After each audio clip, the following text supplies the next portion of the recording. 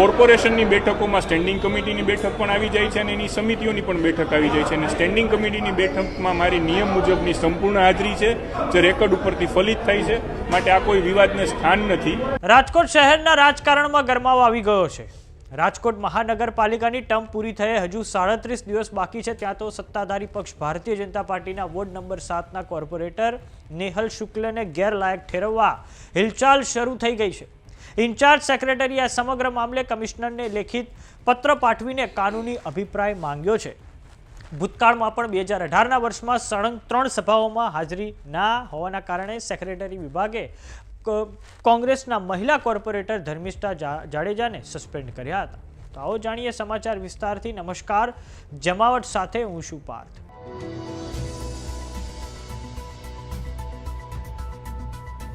રાજકોટના સત્તાધારી પક્ષ ભારતીય જનતા પાર્ટીના વોર્ડ નંબર 7ના કોર્પોરેટર નેહલ શુક્લને સસ્પેન્ડ કરવાની હિલચાલ શરૂ થતા રાજકોટ શહેરના રાજકીય વાતાવરણમાં ગરમાવો આવી ગયો છે.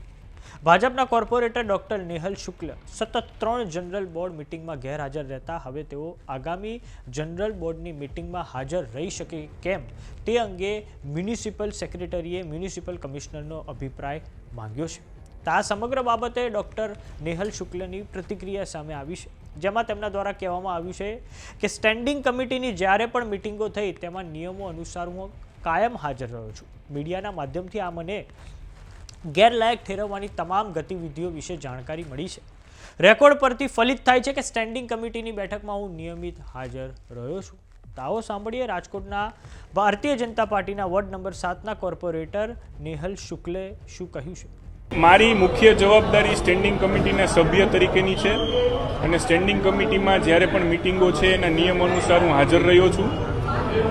મીડિયાના માધ્યમથી એવું સાંભળવામાં આવ્યું છે કે કમિશનરને ઇન્ચાર્જ સેક્રેટરીએ માર્ગદર્શન માટે પત્ર લખ્યો છે કે મને બોર્ડમાં બેસવા દેવામાં આવે કે નહીં, પરંતુ જ્યારે મારે જવાનું થયું એના આગલે દિવસે અહીંયા જ મેયર ચેમ્બરમાં 19 જાન્યુઆરીના રોજ મેયરશ્રીની અધ્યક્ષતામાં મેયરશ્રી પોતે નૈનાબેન, સ્ટેન્ડિંગ કમિટીના ચેરમેન શ્રી જયમીનભાઈ, રાજકોટ શહેર ભાજપના અધ્યક્ષ શ્રી માધવભાઈ દવે, કોર્પોરેશનના દંડક શ્રી મનીષભાઈ રાડિયા અને નેતા શ્રી લીલુબેન જાદવ, આ બધા લોકો હાજર હતા. એ વખતના જે સેક્રેટરી ચાર્જમાં હતા એમની સાથે પણ એક્ટની સંપૂર્ણ ચર્ચા કરી છે અને એક્ટમાં શબ્દ વાપર્યો છે કોર્પોરેશન મિટિંગ. કોર્પોરેશન મિટિંગ એટલે કોર્પોરેશનની બેઠકો.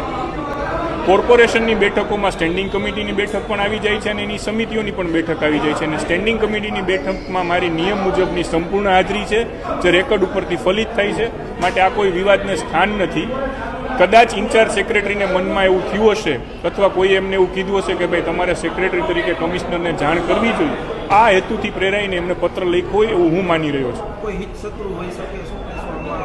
તમે અનેક વખત સવાલો ઉઠાવ્યા છે કામગીરીને લઈને, તેને લઈને કોઈ ના, આવું કશું ક્યારેય દેખાતું નથી. અને અત્યારની સ્થિતિમાં જ્યારે હવે કોર્પોરેશનની ટર્મ પૂરી થવાને પૂરો મહિનો નથી, ત્યારે કંઈ બીજો રાજકીય વિષય હોય એવું દેખાતું નથી. અને પાર્ટીમાં જ્યારે ભારતીય જનતા પાર્ટીની કોર્પોરેટર છે, ભારતીય જનતા પાર્ટીનું કોર્પોરેશન છે, ત્યારે રાજકીય રાગદ્વેષનો કોઈ પ્રશ્ન ઉપસ્થિત થતો નથી. આમાં ઘરના ઘાતકી નીકળે એવું છે કારણ કે આવી રીતે થતું તમે શું કહેશો? ના, આમાં કોઈ ઘરના ઘાતકી નથી. માત્ર ને માત્ર ઇન્ચાર્જ સેક્રેટરીએ એમની ફરજના ભાગરૂપે કમિશનરને જાણ કરી હોય આવું મને લાગે છે. ગુજરાત પ્રોવિન્શિયલ મ્યુનિસિપલ કોર્પોરેશન એક્ટની કલમ 11 મુજબ જો કોઈ ચૂંટાયેલા પ્રતિનિધિ સતત 3 વખત સામાન્ય સભામાં ગેરહાજર રહે અથવા તો 6 મહિના સુધી ગૃહની કામગીરીથી અલિપ્ત રહે તો તેમને પદ પરથી ગેરલાયક ઠેરવવાની જોગવાઈ છે. જો આગામી સપ્તાહે યોજાનારી મહત્વની બજેટ સભામાં તેના પહેલાં કોઈ સ્પષ્ટ અભિપ્રાય આ બાબતે નહીં આવે તો નેહલ શુક્લ રાબેતા મુજબ ગૃહમાં બેસી શકશે, પરંતુ જો તેમને ગેરલાયક ઠેરવવામાં આવશે તો આગામી ચૂંટણી પૂર્વે ભારતીય જનતા પાર્ટી માટે એક મોટો રાજકીય ઝટકો સાબિત થઈ શકે છે. તો સમાચારોમાં અત્યારે બસ આટલું. જોતા રહો જમાવટ. જો તમામને યુટ્યુબ પર જોઈ રહ્યા તો સબસ્ક્રાઇબ કરો, જો તમામને ઇન્સ્ટાગ્રામ અને ફેસબુક પર જોઈ રહ્યા તો ફોલો કરો. સાથે જ અમારી વોટ્સએપ ચેનલ આવી ગઈ છે, જોઈન કરવાનું ના ભૂલતા. નમસ્કાર.